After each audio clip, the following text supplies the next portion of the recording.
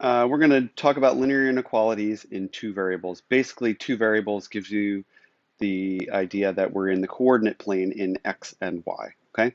So a linear inequality, such as this right here, y is greater than x minus 3, it can be formed by replacing the equal sign in some equation, linear equation, just with an inequality symbol, okay? Now the solution of that inequality is some ordered pair that makes it true. Just like in an equation, it would make it true. It's just there's a lot more options to make an inequality true, as you'll see, okay? Now, a linear inequality in two variables has an infinite number of solutions. A linear equation would be all along the line if you had some graph, okay? So if we place this graph in here and we say, okay, a linear equation would be, the solutions would be everywhere where the line is, okay? A linear inequality would be all of the solutions may be on one side of that line. That's the general idea. We'll see that in a minute.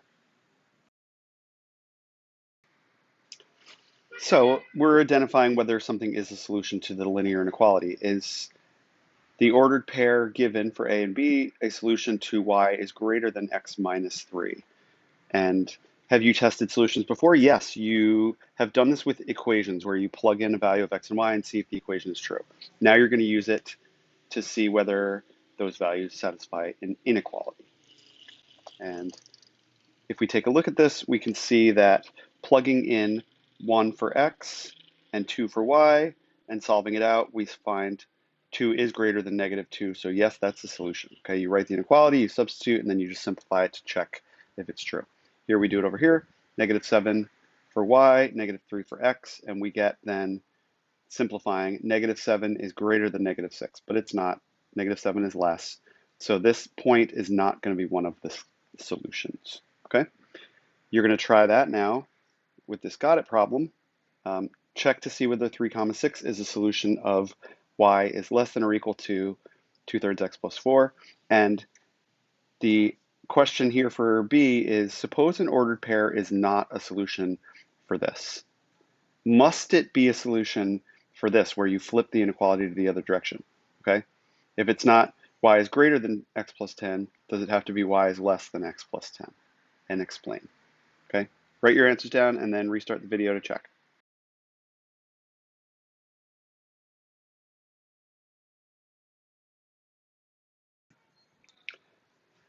So they say that if you look at the graph of a linear equality in two variables, it will consist of all the points in the coordinate plane that represent the solution. So the graph of this linear inequality, y is greater than 3/2 x minus 1, is everything that's in the yellow shaded region. Remember, the coordinate grid has arrows on all four of these ends of these axes, because theoretically this goes on for forever.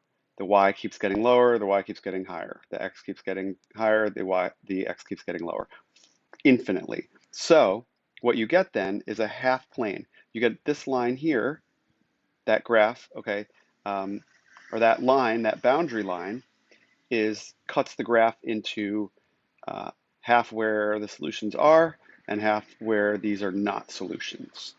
Okay, all the points on one side of the boundary line are solutions, while the points on the other side are not solutions. This is the boundary line. It is dashed or dotted because it doesn't say or equals. Okay, anything that is on the line is not a solution. That's for greater than or less than. Now, this right here, you can see that it says y is less than or equal to. When it's or equals, it's a solid line. Each point on a solid line is a solution. So that means when it's solid, that we could pick an x comma y from any location on the line and plug it in. And what would happen is you would get the same number on both sides. So if it said 7 is less than or equal to 7, yeah, that's true. 7 is less than or equal to 7 because it's equal. Points right on the line will make the same number on both sides. And if it doesn't say or equals, it's going to be false. But if it does say or equals, it will be true. Okay, we use a solid line for the greater than or equal to, less than or equal to.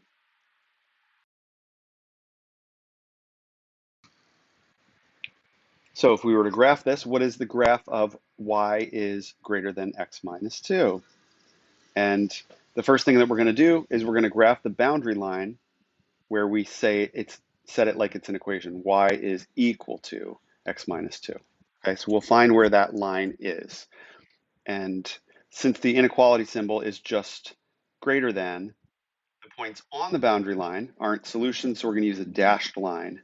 And that's going to indicate that the points are not included in the solution. Now, why does y equals x minus 2 represent the boundary line?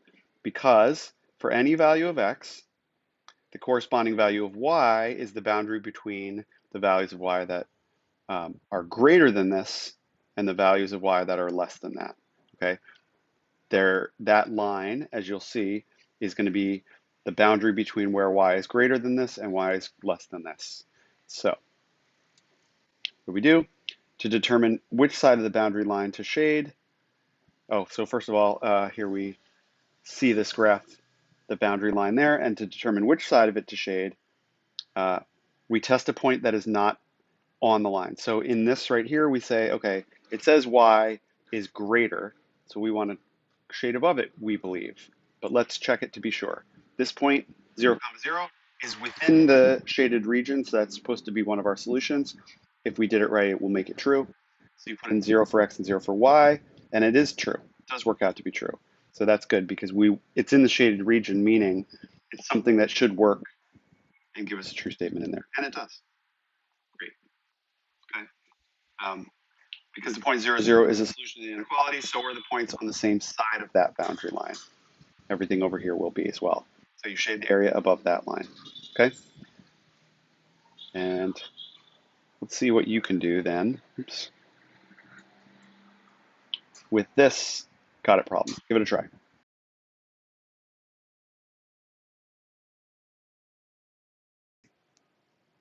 Okay, so in lesson 3-1, you graphed inequalities in one variable, and they're reminding you here that you did this with this little note, and what that looked like was something like this, where you might have a number line where here's 0, -1, -2, 1, 2, for example. And if you were graphing x is greater than -1, you'd say we go to -1 and we graph everything greater than it, like that. Hopefully you recall that. Hopefully you also recall that we know how to graph equations like x is equal to -1 in the coordinate plane. Okay, if you had a coordinate plane, you could say something like this. X equals -1. What do? We put a line that cuts through the x-axis at -1. That's going to have to be a vertical line. And so this right here would be x equals -1. Okay? But what about an inequality? Well, what we're saying is actually instead of it being equal, we have values greater than it. Where is it greater? X is greater in that direction. Okay? So this is what it looks like when you do that. Here, let me show you their answer. Yep. And what do? They put that vertical line at -1, but since it doesn't say x is greater than or equal, they don't make it a solid line. They put a dashed line. As you can see, they say right there, graph x equals -1 using a dashed line because we can't include that in the solutions. And then we want x to be greater than that. Where is x greater than that? As you go this way, x gets greater.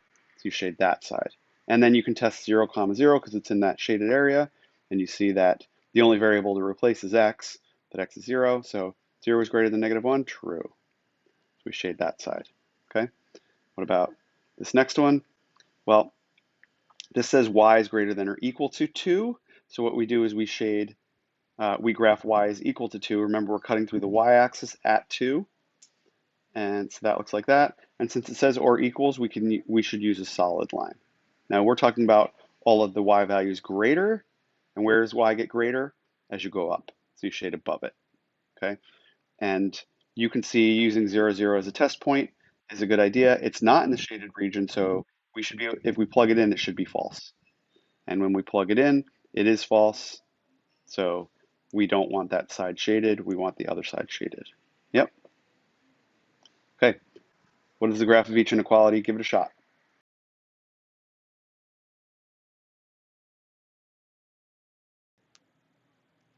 Okay, so when linear inequality is solved for y, when it's written as y is greater than or equal to, or y is less than or equal to, the direction of the inequality is going to determine where we shade.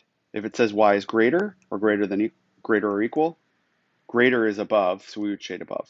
If it said y is less or less than or equal to, we'd shade below. Okay, and sometimes you have to solve the inequality for y before you get to before you're able to graph it. So we're going to practice actually solving for y in order to be able to graph it using slope-intercept form. So here we have a word problem. You can see that there's a tiled area here and there's a papered area here. We can see that this tiled area is 12 square feet and the wall-papered area is 24 square feet, okay? An interior decorator is going to remodel this kitchen, and the wall above the stove and the counter is going to be redone like that, tiles and paper. The owners can spend $420 or less. You're going to write an inequality and graph the solutions. We will write it and show you how to do it.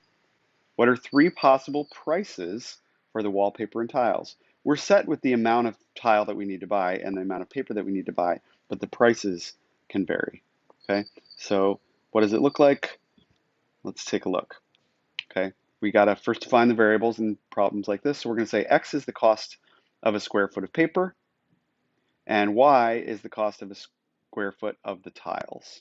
Okay, so 24 square feet times the cost of the square foot for the paper plus $12 a square foot times the number of square feet of tiles.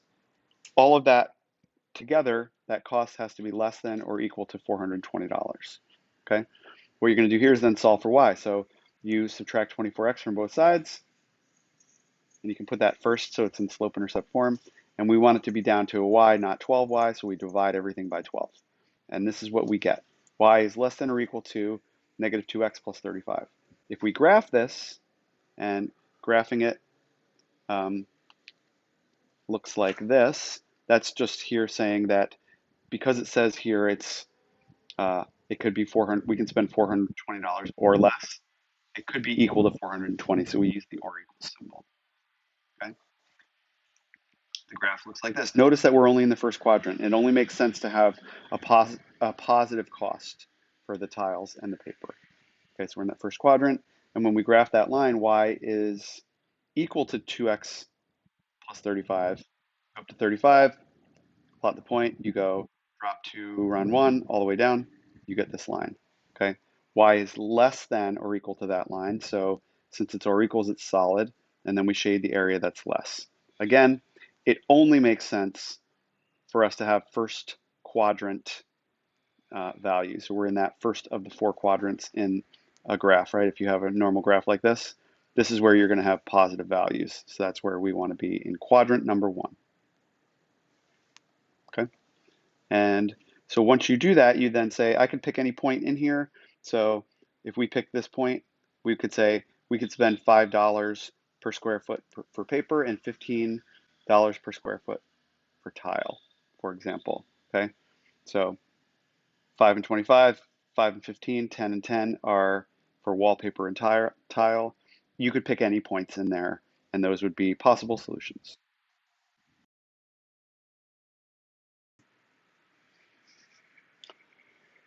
So for a party, you can spend no more than $12 on nuts. Peanuts cost $2 a pound, and cashews cost $4 a pound. What are three possible combinations of peanuts and cashews you can buy? Okay, the variable is the number of pounds that you can buy. So you're going to have to define the variables, then write the equation, and then graph it and figure out 3 points that are within the shaded region. Give it a go, see how you do.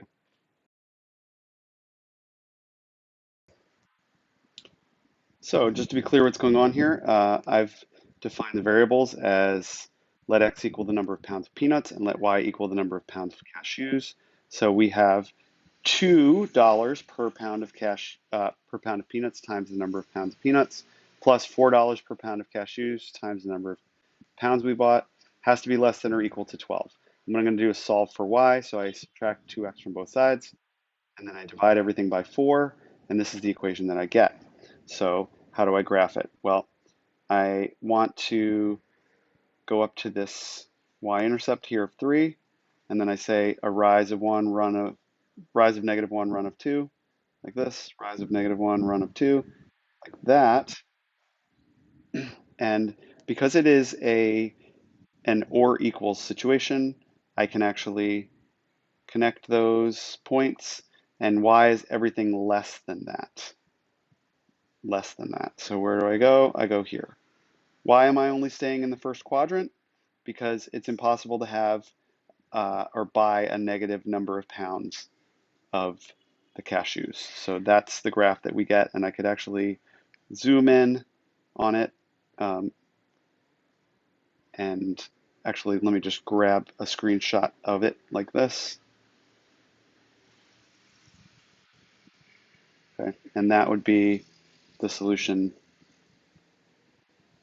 really. Okay, and you can see their answer is essentially that. Okay, so you do it.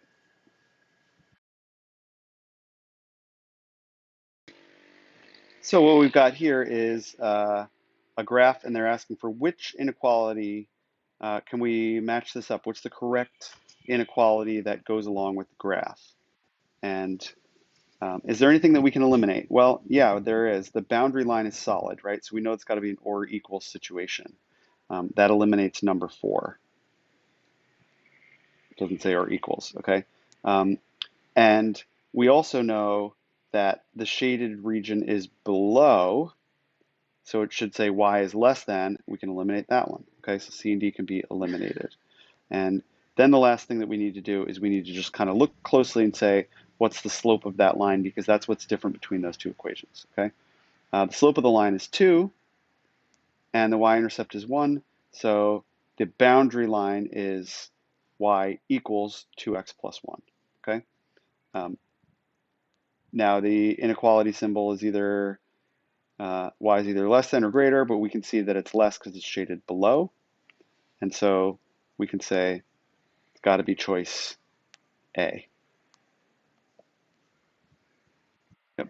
Try it here. What inequality would go along with this information that you have a slope of 1/3, a y-intercept of -2, and the area is shaded above that boundary line? What would be the inequality?